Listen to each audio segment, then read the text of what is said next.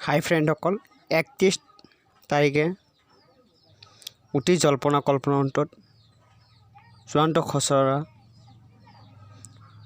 প্ৰকাশ পাব। জনসাধাৰণে ARN নাম্বাৰ টাইপ কৰি অন্তৰ্ভুক্ত স্থিতি চাব পাৰিব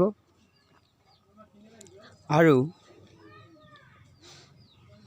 সম্পূৰ্ণ খচৰাত NRCত অন্তৰ্ভুক্ত হোৱাৰ যিসকলৰ ব্যক্তিৰ বিৰুদ্ধে আপত্তি দাখিল কৰা হৈছিল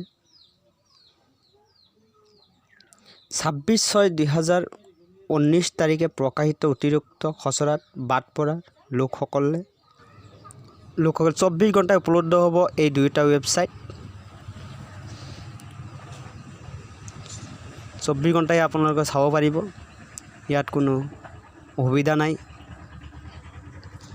তাৰপিছত আপোনালোকে বহিৰাজ্যৰ বাবে 1800-3453-762 নম্বৰত মুকলি কৰিব পাৰিব, অৰ্থাৎ ফোন কৰি জানিব পাৰিব। আৰু অসমৰ বাবে 15107 নম্বৰত ফোন কৰিব পাৰিব। ফোন কৰি ইয়াৰ ARN নম্বৰ দি চাব পাৰিব।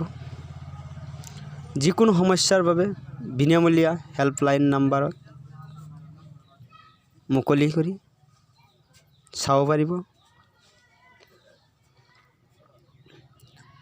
আৰু আপোনালোকে ৱেবছাইটটো হৈছে চাব www.nrc.assam নাইকিনত উপলব্ধ হ'ব। এখন খচৰা চূড়ান্ত খচৰা আপোনালোকে চাব পাৰিব। থেংক ইউ ৱাচিং মাই ফৰ ভিডিঅ'।